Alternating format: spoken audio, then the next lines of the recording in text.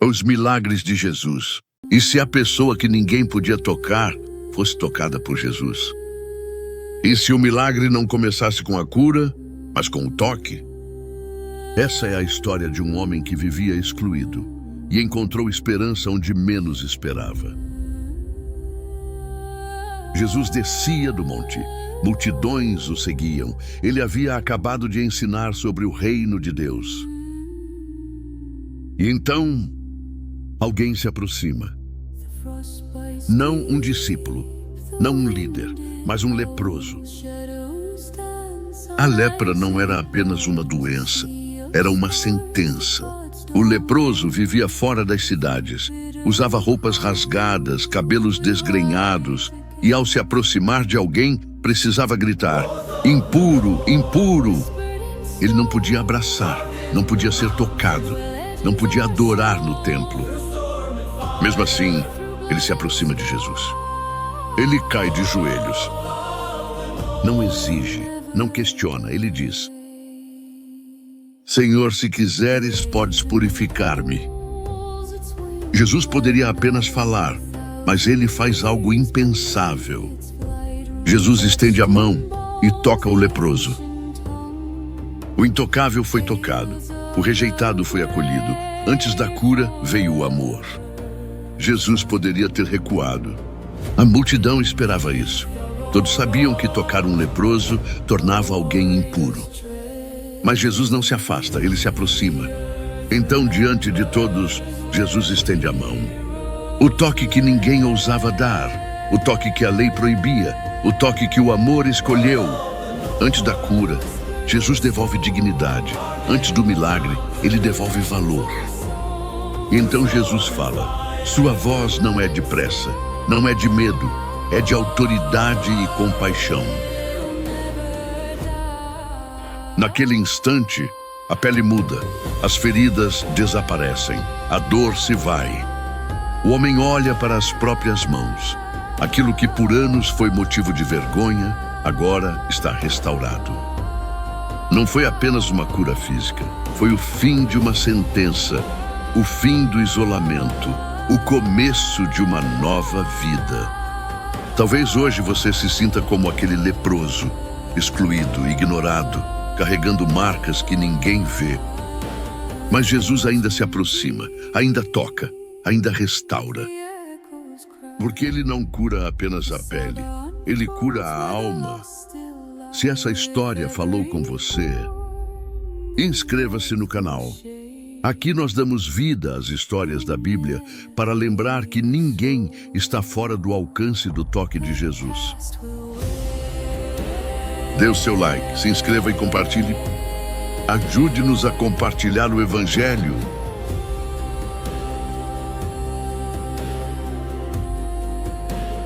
Jesus estava atravessando regiões que muitos evitavam. Ele não caminhava apenas por caminhos conhecidos, religiosos ou socialmente aceitos. Ele atravessava territórios gentílicos, lugares onde a fé judaica não era dominante, onde o nome de Deus não era constantemente invocado em voz alta, mas onde a dor humana era profundamente presente. Jesus nunca teve medo de lugares esquecidos. Pelo contrário, ele parece sempre se mover em direção a eles. É nesse contexto que surge um homem que não ouvia bem e que mal conseguia falar. O Evangelho não registra seu nome, e isso, longe de ser um detalhe irrelevante, revela algo profundo. Quando alguém vive por muito tempo limitado por uma condição, a sociedade deixa de enxergar a pessoa e passa a enxergar apenas o problema. Ele não era conhecido por sua história, seus sonhos ou sua personalidade. Ele era conhecido pelo que não conseguia fazer. Esse homem não chega até Jesus por iniciativa própria. O texto diz que o trouxeram. Isso nos obriga a parar e refletir. Talvez ele não tivesse forças para ir sozinho. Talvez já tivesse desistido de esperar algo diferente da vida. Talvez estivesse cansado de tentar se comunicar e ser mal compreendido. Quantas pessoas hoje vivem exatamente assim? Elas continuam existindo, trabalhando, respirando, mas desistiram internamente. Naquela cultura, ser surdo significava viver em constante desvantagem. A comunicação era oral, o ensino era oral, a fé era transmitida oralmente. Não ouvir era não participar, não entender, não acompanhar. A dificuldade de fala tornava tudo ainda mais doloroso. Cada tentativa de se expressar podia gerar risos, impaciência ou silêncio constrangedor. Com o tempo, a pessoa aprende a se calar. Aprende que falar dói mais do que ficar em silêncio. O silêncio, então, deixa de ser apenas ausência de som. Ele se transforma em um lugar interno, um espaço de proteção, um refúgio que, ao mesmo tempo, isola.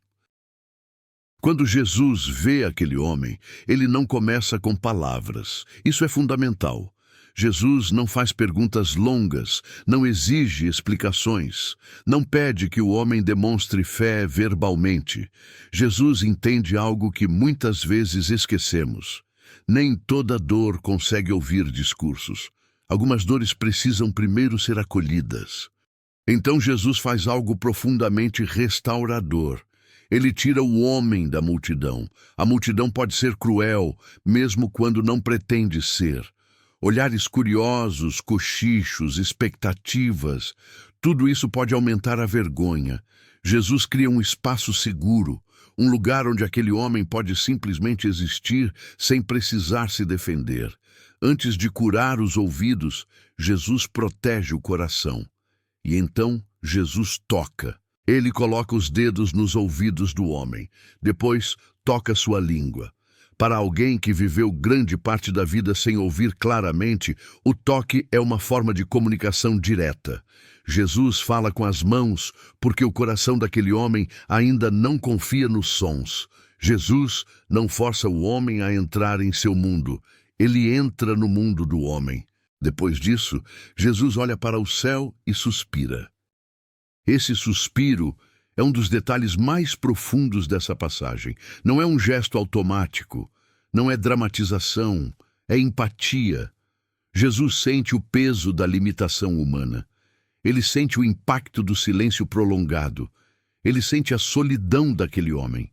Deus em carne suspira diante da dor que o pecado e a quebra do mundo causaram. E então vem a palavra. Abra-se. Essa palavra carrega mais do que um comando físico. Ela carrega uma ordem espiritual. É como se Jesus estivesse dizendo: abra-se para ouvir novamente. Abra-se para se expressar. Abra-se para se conectar com o mundo. Abra-se para viver. Os ouvidos se abrem, a língua se destrava, a comunicação é restaurada. Imagine esse momento com calma. Sons que antes eram confusos, agora fazem sentido. Vozes ganham forma, direção, clareza, o próprio som da própria voz, talvez ouvido corretamente pela primeira vez. Não é apenas uma cura física, é uma reintegração à vida. Aquele homem não recebe apenas audição, ele recebe dignidade. Ele volta a participar, volta a responder, volta a ser ouvido. A multidão reage com espanto. Eles dizem: ele tem feito tudo muito bem. Essa frase ecoa o livro de Gênesis, quando Deus contempla a criação e declara que tudo era bom. Jesus está diante deles, restaurando aquilo que foi quebrado. Curiosamente, Jesus pede silêncio. Ele orienta que não espalhem o que aconteceu. Isso parece contraditório. Jesus acabou de romper o silêncio daquele homem e agora pede silêncio aos outros. Mas Jesus sabe que milagres sem compreensão se tornam espetáculo, e espetáculo não sustenta a fé. Mesmo assim, quanto mais ele pedia silêncio, mais falavam. Porque quando alguém tem o silêncio interior quebrado, o testemunho se torna inevitável. Agora, pare um momento, respire e traga essa história para a sua vida. Quantas áreas da sua vida estão fechadas? Quantas partes suas deixaram de ouvir esperança? Quantas palavras você parou de dizer por medo de não ser compreendido? Talvez você esteja cercado de sons, notificações, vozes, mas internamente vive um silêncio profundo, um silêncio emocional, um silêncio espiritual, um silêncio que ninguém percebe, mas que pesa todos os dias. A boa notícia é que Jesus continua passando por esses caminhos. Ele ainda tira pessoas da multidão, ainda cria espaços seguros, ainda toca onde ninguém toca, ainda suspira com quem sofre e ainda diz: Efatá.